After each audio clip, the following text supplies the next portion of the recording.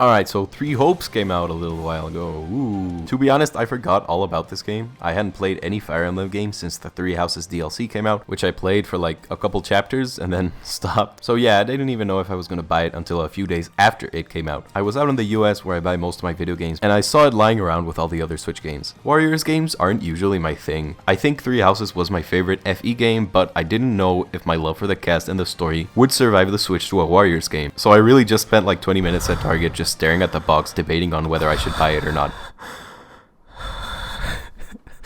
I watched a couple reviews right there in the Target and I hesitantly bought it, and I didn't even open the game until about a week and a half after getting back home. But despite all of that, spending 60 hard-earned dollars on this thing was probably the best decision I made all summer. Alright. The cartridge looks funny. The logo looks like someone spilled something. I don't know what the design choice was for there to be some sort of blurry red stain over the warriors and the Three Hopes. Chez? That sounds like a breakfast diner. So yeah, if you didn't know, the whole thing about this game is that it's some sort of alternate timeline to Three Houses. We play as Chez, who in the original timeline is just some mercenary that Byleth kills a little while before the story starts, but here they get their own little discount Sothis, and not much of it is explained, not even up until the endgame. But as of the time I'm writing this, I've only played one route, and I understand that Three Houses was one of those games where you had to do all the routes to understand the whole thing, so I'm not accusing it of poor writing or anything like that just yet. I didn't know if I wanted to review this game or make some sort of summary, so I'm just gonna do a mix of both, so just let me know how it goes. The game starts with Chez's merc buddies getting killed by Byleth. Chez and Arvel, who is the discount Sothis I mentioned earlier, get pissed off at them, and then there's this some sort of time skip where apparently we should have died several times, but Arvel kept saving us, and we bump into the house leaders. Do all that, go back to the Officers Academy, and pick a house. I picked the Blue Lions. I love them so much, they're my favorites. Why? Because they're just cool people. I'm not gonna go over how much I individually love everyone, but there are characters in other houses that I found a little annoying, and the Blue Lions are the only house that doesn't have any character that bores me. I love all the houses, don't get me wrong, I'm not some kind of Blue Lions elitist, though as much as I will definitely play all of the routes here, I just had to pick them first. Also, I really wanted to see how Dimitri was doing. During the original 5-year time skip, Dimitri just goes insane, and I really love Dimitri's character, so I wanted to see if we could catch him before he lost his sanity, because this time the time skip is only 2 years. More on Dimitri later, but yeah, that's why I chose this route. We start Azure Gleam with some internal politics stuff. You know, the usual, the classic uncle tries to take the throne instead of our boy Dimitri, who's the rightful heir. But you knew that already unless you're watching this without knowing a thing about Three Houses, or you're thinking on buying it, in which case let me remind you that this video is gonna be full of spoilers for this route. Yeah, Uncle Rufus is up in this conspiracy theory where Rodrigue, Felix's dad and Duke of House Darius, who is portrayed to be, I guess, the house that is closest to the king, is trying to make Dimitri some sort of puppet, which is not true, but he's taken over the capital and is killing all the House Darius people, and we stop him. And Dimitri executes him. But before that, Rufus is like, you're cool with killing your own family, but like, Rufus, homie, you sort of did that too. Does it trouble you to slay your own kin? Something really interesting happens here, because after all this goes down, the Empire and the Alliance were also dealing with some crazy stuff back in their lands, and so the Officers Academy closes down so everyone can help fix their messed up countries. Time skip. The time skip comes in a lot earlier here, and we start off chapter 4 2 years after the whole Rufus thing, with our Blue Lions rocking some new drip and are now dealing with the Empire, who at some point during the time skip declared war on the church. The kingdom owes the church for helping them with their independence from the Empire a few hundred years ago or something, so we risk Edelgard declaring a war on us by helping Rhea, Sedith, and Flayn escape the monastery and flee to the kingdom before they're captured.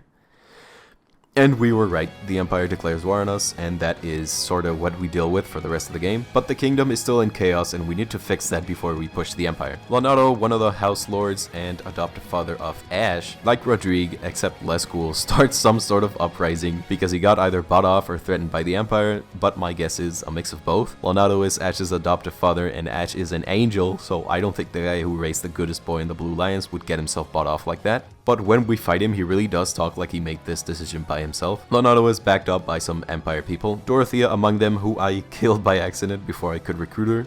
Oops. Recruiting is back though. It's a little weird because you bring these people back to your camps and give them weapons.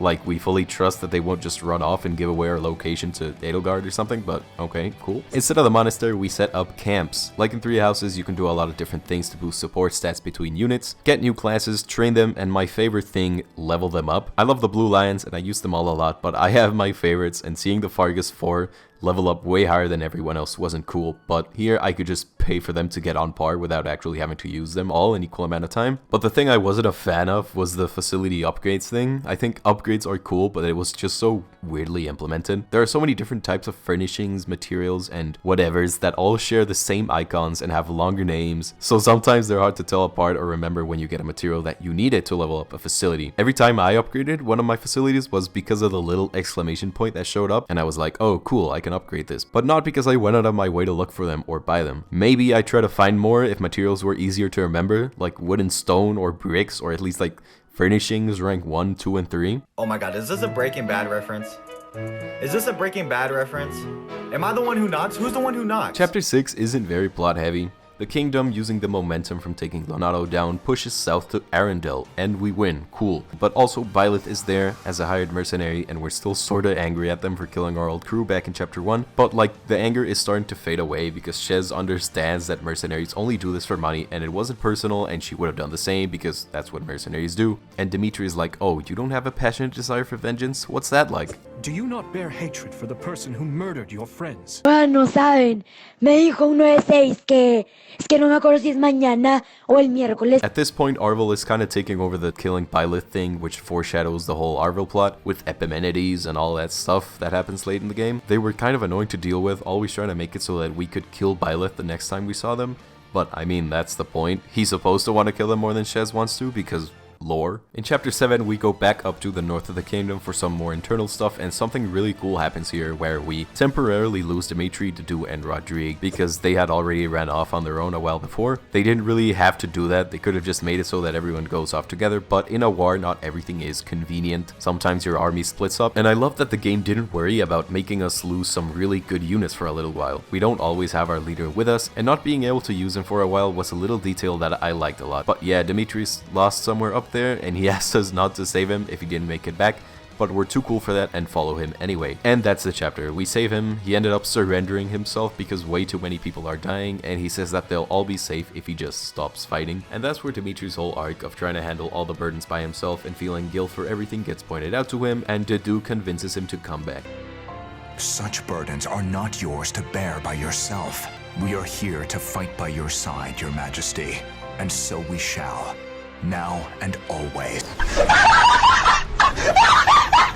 Cornelia gives us a little more info on the tragedy of Duscur before she teleports out somehow. The tragedy of Duscur, by the way, was some sort of attack on the nobility of the kingdom, where they killed basically all of Dimitri's family except for him, which is also the reason why he feels all this guilt and thirst for vengeance and stuff and wants to know who was behind it so he can kill everyone responsible for it. Plain and simple, straight to death, no trial, no prison. Chapter 8 is more or less the same. We keep hunting down Cornelia around the kingdom before engaging with the Empire again, and we bump into the smartest person in the game, my boy Baron Dominic, who's just some random guy that I don't remember seeing in the original game, but he just dismantles Edelgard's plans, or at least her initial plans, with one line. At the end, Cornelia gives us a little more info on the Duscur thing, and then she makes a weird face, and then she dies. In chapter 9, the Empire is pushing Arianrhod, a fortress city with a cool nickname inside the kingdom, and we defend it. Miklan shows up. I thought that was really cool. Back in Three Houses, Miklan is Sylvain's brother, but he's also just some guy we kill as some sort of intro into the heroes' relics and crests and how they're hurting society, kinda. But now he's trying to be good out of spite, like he's joining the good fight because he wants to prove that you can be a good fighter and not have a crest. I loved the Miklan arc. It wasn't necessary, but they threw him in anyway, and I thought that was cool. As I wrote this down in my notes app, I just did the mission where he dies. Oh well. We win. Thalis pulls up. Edelgard, who is also there, tells us he killed Dimitri's dad, and then she turns into her spooky form and we leave. Shez is all worried that Thalis has similar powers to the ones Arvel gave us, and the whole Shez having the same powers as the evil people part of the story starts to unfold. We don't really pay much attention to this until the end, but the game does start hinting us that Shez doesn't really trust herself to be able to control this power. There's a time skip again here. In the 5 months since the Battle of Arianrhod, nothing has really happened, except the Empire is in even more chaos, and we already recognize that Thalis and his crew aren't just people goofing around Fodlan, and they actually have some real interest in the war. In chapter 10, we're gonna keep pushing the Empire, but psych, the Western Church is doing something, and we just beat them, recruit Balthus, and leave. But not before we bump into my son, some guy that the Fire Emblem subreddits are going crazy for. I don't understand why, but we bump into him after the battle, and he seems to be upset that we have the same powers as him, so I guess that's a good thing. At some point during these last few chapters, Claude has shown up and proposed some sort of big plan about taking back Garrick Mach, aka the Officers Academy, aka the Central Church, aka for some reason a very important place to capture from the Empire, and we accept the collab, but we're still doubting him a little. I'll talk more about Claude later, but for now he lets us use some of his homies like Lawrence, Ignatz, Muscleman, and Marianne. Also, as chapter 11 starts, Radri comes back. I forgot to mention this earlier, and I don't know where to put it in my script, but he went to the kingdom to tell everyone to pipe down with their little revolts and stuff, and he actually did it, so the kingdom's internal politics stuff is okay for now. Not a lot of happens in this chapter, we just fight some Empire people and recruit Constance. At this point in the game, our support conversations are starting to get good, I think. I'm reading this after I finished the route because I forgot some of the little details I thought of while playing, but I just want to say that in this route, support conversations were so wholesome, and I don't mean that in a Reddit way, but like in Three Houses I remember support conversations as being minor arguments, but now everyone was so friendly with each other. I can't speak for the other houses because again, so far I've only played this route, but the Blue Lions are such angels, man. I understand that they're killing machines who have murder on their mind right next to what they're having for dinner tonight, but they're just so friendly with each other. Your complete sincerity is a great strength. You're clever and quick-witted like your father. Cringe. Personally, I was a fan of Dimitri and Sylvain's B-support conversation where they just reach Edelgard's conclusion about having crest bearers and regular people be treated as equals, except, you know, without the war and the genocide. Shout out to Baron Dominic. I mean, if they're up to the challenge, I don't see why not. It's like how you promoted my brother, right? Skill is what matters in the end. And the performances of Ash and the Commander serve as proof of such. Which means Fargus has two options if we want to retain our power. We admit bloodlines won't last forever and create a social system that doesn't rely on inheritance.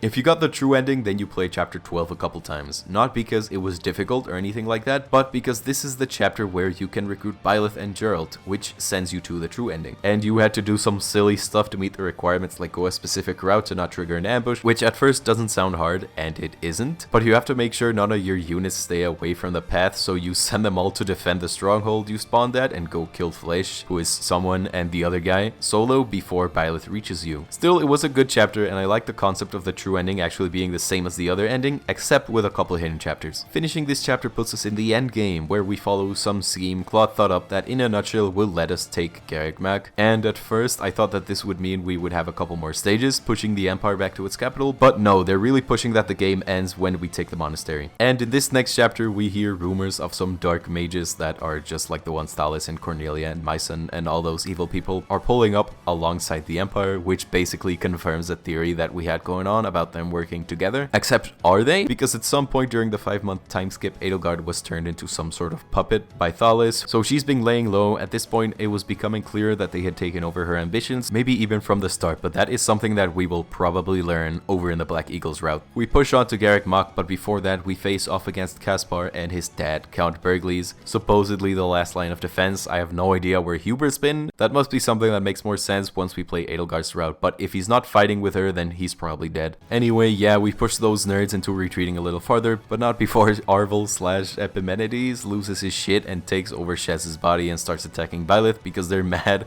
that we recruited her instead of killing her back in chapter 12, and this is where the true ending stuff comes in. Chapters 15 and 16 only happen if you recruited Byleth. The Blue Lions manage to defeat and capture Shez while fighting with Arvel's power and move on to Solon, who I don't think I've talked about yet, but he's one of those big bads with Thales and the gang. But Arvel/Shez escapes capture and just stabs him. Dead. I'm not sure if this was necessary, but I think Arvel needed to kill him to cast the spell of Zaharaz to take all the house leaders and Shez into a spooky void so he can go back and kill Byleth or Sothis in peace. But first, when we're there, Epimenides pulls up and introduces himself as some god thing that created Arvel and sent them to Shez's body with a random urge to kill Byleth because Soth is bad. He says that ending up in this void was a one-way journey, except no it isn't, because this is Fire Emblem and people fight gods and win all the time. So we fight him and we win, and we never really learn why Epimenides wants Sothis dead, why they know that she's in Byleth's body, why they chose Shez as a vassal, but like we've learned, the missing parts of the story come in when you play the other routes. So I'm not upset that I left this chapter with more questions than before. We go back to the real world and Shez just keeps Arvel's powers, but they're gone, so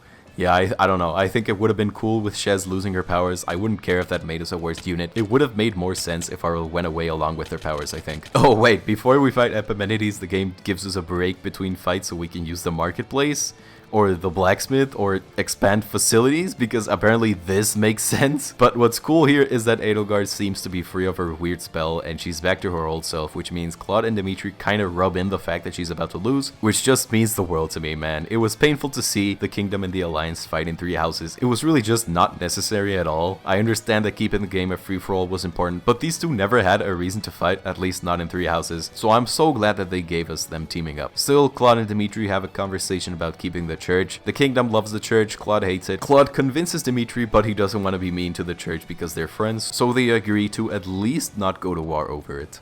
Recklessly discarding the church will only incite discord among the clergy and its supporters. A revolution of this nature will not only mean casualties among the common folk, but will endanger your own life as well. And now comes the very last chapter of the game. It's so intense. We kill Thalas and spare Edelgard. Cool. GG. It wasn't very climactic. I wish the map would have been all of the Garreg Mach we could explore during 3 houses and not a new map, but the story was already too strong to let that ruin the experience for me. The Empire surrenders, we have an alliance with the Alliance, and Claude reluctantly agrees to let the church remain. Though Dimitri did actually end up agreeing with him, with the church having a little too much control, so big reforms are probably coming to the church, except Claude just wanted to depose Rhea while Dimitri wanted a more stable approach. And that concludes Azure Gleam. What did I think of it? I loved it. I loved it. I generally managed to avoid major spoilers for the game, but every now and then I slipped and saw spoiler posts on the 3 Houses subreddit, and I was really impressed when I saw people hating on the endings. I haven't played the other endings, maybe they're right, but really? Here? I thought this was a phenomenal ending. I think this is how it should have ended back in the Blue Lions route from 3 Houses. The Alliance and the Kingdom team up to take down the Empire. Whether it's Edelgard or the Oggarthans, this makes a better ending than the Kingdom just annexing the Alliance because Claude doesn't want to be a leader anymore.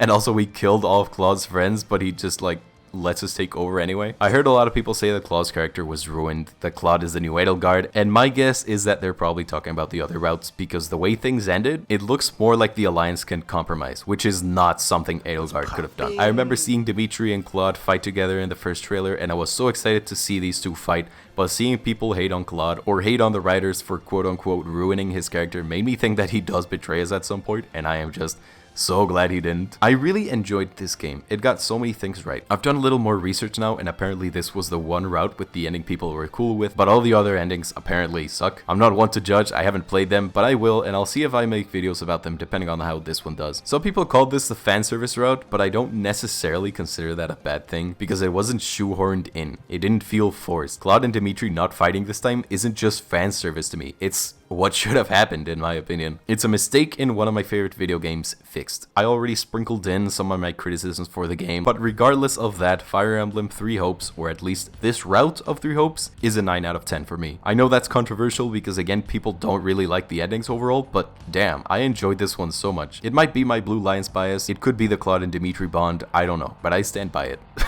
And that's all I got. Subscribe if you want, I hope. I hope you subscribe.